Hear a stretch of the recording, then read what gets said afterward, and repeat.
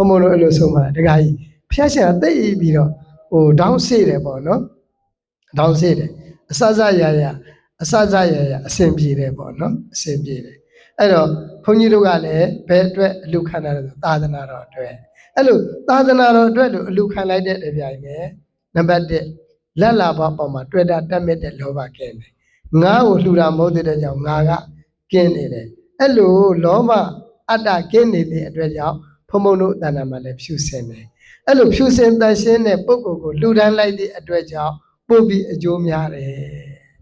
သဘောပေါက်ရလားဒါမှမဟုတ်အလူပေးအလူခံပုဂ္ဂိုလ်အကုန်လုံးတို့ကသာသနာကိုဥတည်နေရမယ်အဲ့လိုသာသနာကိုဥတည်နေလိုက်တဲ့ကြိုင်နဲ့သာသနာလည်းအကျိုးများတယ်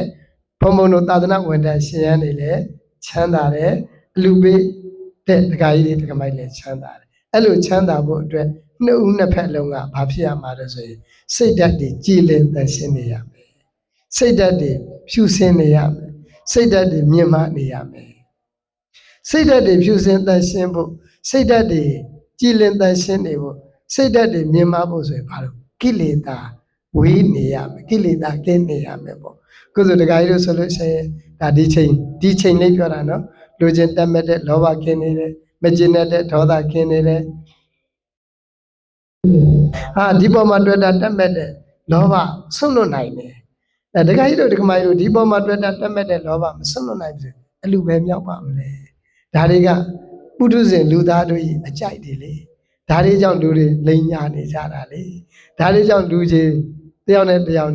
တက်ဖြတ်နေကြတာလေအဲ့လောက်သဲကြေကြိုက်ပုထုဇဉ်တွေအကြိုက်ကိုဒကာကြီးတို့ဆွတ်လွတ်နိုင်တယ်ဆိုတဲ့ဟိုကဒကာကြီးတို့ရဲ့တဏ္ဍာမှာစိတ်ဓာတ်ဆောအားမြင့်မားလို့ပါဒါမှမဟုတ်ကြောင့်အာလုံးဘုန်းကြီးပြောခြင်းနဲ့လူတွေတန်းတဲ့အခါမှာသာသနာတော်ကြီးအတွက်လို့အဲ့လိုနှလုံးသွင်းပြီးတော့လူပါဒါဆိုသာသနာဘယ်အတွက်တော့သာသနာကတရားဝါအာလုံးတို့အတွက်ပြိဿန်တွေအတွက်လည်းပါ32ပုံကုန်လုံးပါဒီသာသနာဗုဒ္ဓရဲ့အဆုံးအမကဗုဒ္ဓဘာသာတစ်ခုတည်းအတွက်မဟုတ်စัจ java လာကြီးအတွက်မြင်ရတဲ့ပုဂ္ဂိုလ်တွေအတွက်လည်းပါတယ်မမြင်ရတဲ့ပုဂ္ဂိုလ်တွေလည်းအတွက်လည်းပါအားလုံးအတွက်သာသနာဒီသာသနာတော်ကြီးဒီကမကြီးတို့ဒီလောက်ဆွလွတ်နိုင်တယ်ဒီလောက်လောကရန်တွေခံနိုင်ရှိတယ်ဆိုတာသာသနာအထိုက်လျောက်ကိန်းနေလို့သာသနာကသိအကျိုးများလောကရန်ကိုခံနိုင်ရှိတယ်သာသနာရဲ့အကျိုးတွေပေါ့နော်